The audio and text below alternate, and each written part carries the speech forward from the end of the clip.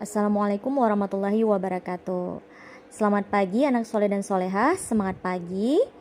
Semangat menjalankan ibadah puasa untuk hari ini. Semoga puasa kita diterima oleh Allah Subhanahu wa taala. Amin. Amin ya rabbal alamin.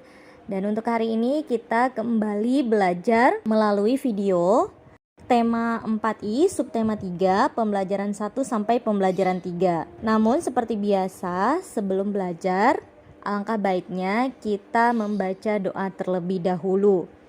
A'udzubillahi minasyaitonirrajim. Bismillahirrahmanirrahim. Rabbi zidni ilma warzuqni fahma.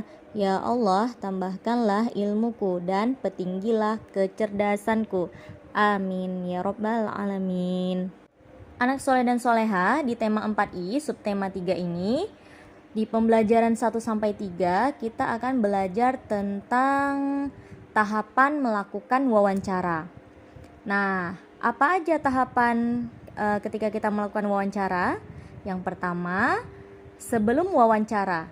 Sebelum wawancara itu, apa saja yang harus kita lakukan? Yang pertama, menentukan narasumber. Yang kedua, menentukan waktu dan tempat wawancara. Dan yang ketiga, membuat daftar pertanyaan sesuai topik wawancara.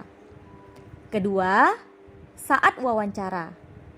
Kalau tadi sebelum wawancara, yang kedua ini adalah saat wawancara berlangsung ya sayang ya. Yang pertama, menemui narasumber sesuai waktu dan tempat wawancara. Kedua, mengajukan pertanyaan kepada narasumber. Ketiga, mencatat jawaban dari setiap pertanyaan yang diajukan. Dan yang keempat, mengucapkan terima kasih kepada narasumber. Ketiga, setelah wawancara.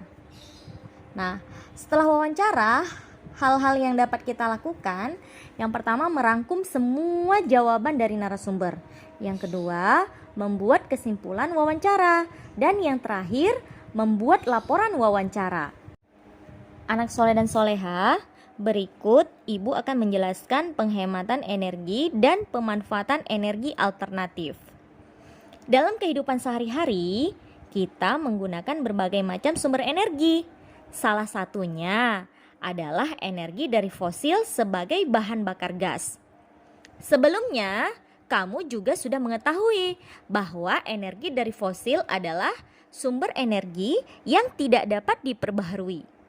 Pemakaian secara terus-menerus dalam jumlah yang sangat besar akan membuat cadangan energi dari fosil semakin berkurang dan lama-lama akan habis. Penghematan sumber energi agar tidak cepat habis dapat dilakukan dengan beberapa cara sebagai berikut.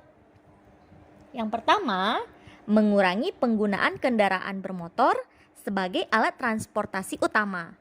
Kedua, lebih memilih berjalan kaki atau bersepeda jika berpergian dalam jarak yang dekat.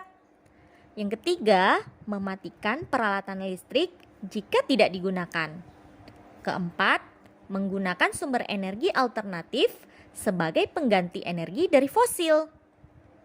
Nah, anak soleh dan solehah, tahukah kalian apa itu energi alternatif? Energi alternatif itu digunakan untuk mengganti sumber energi yang akan habis. Energi alternatif yang akan digunakan juga harus ramah lingkungan. Contoh, pemanfaatan sumber energi alternatif adalah pengolahan kotoran ternak sapi menjadi biogas. Biogas adalah pengganti LPG sebagai bahan bakar pada kompor. Salah satu upaya menghemat penggunaan sumber energi adalah menggantinya dengan sumber energi alternatif. Tahukah kamu apa itu sumber energi alternatif? Sumber energi alternatif merupakan sumber energi yang tersedia di alam dalam jumlah yang melimpah dan tidak akan habis walau digunakan secara terus-menerus. Penggunaan sumber energi alternatif juga tidak menimbulkan polusi bagi lingkungan. Beberapa contoh sumber energi alternatif antara lain matahari, angin, air, panas bumi, biogas, dan biomasa. Anak soleh dan soleha, kembali kita lanjutkan pelajaran kita hari ini tentang pemanfaatan sumber daya alam secara bijaksana. Sumber daya alam banyak dimanfaatkan oleh manusia untuk memenuhi kebutuhan hidupnya. Namun, kekayaan sumber daya alam tersebut akan cepat habis jika dimanfaatkan secara berlebihan. Oleh karena itu, sumber daya alam harus dimanfaatkan secara bijaksana. Berikut contoh pemanfaatan sumber daya alam secara bijaksana. Pertama, menggunakan sumber daya alam sesuai kebutuhan saja.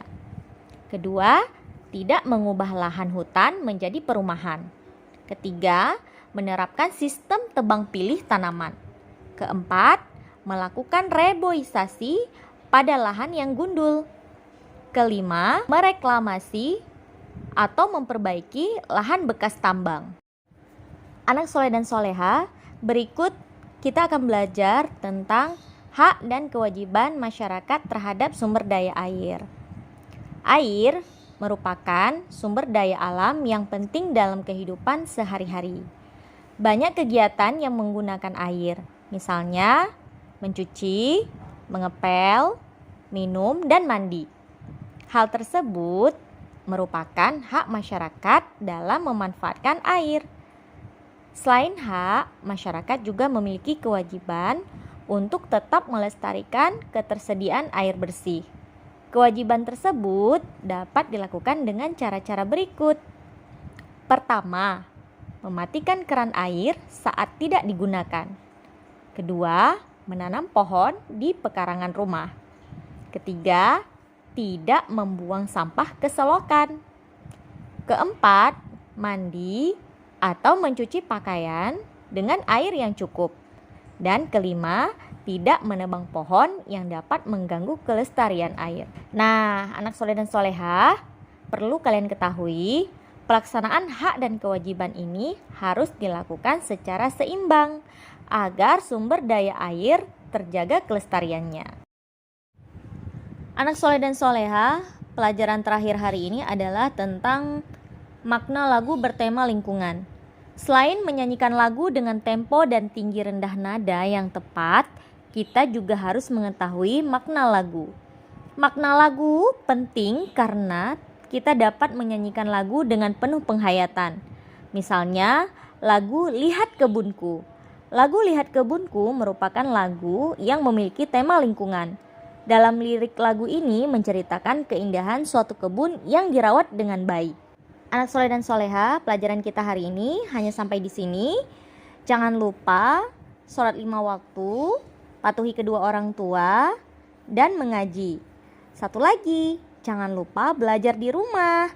Akhir kata Bu Rara ucapkan, wassalamualaikum warahmatullahi wabarakatuh.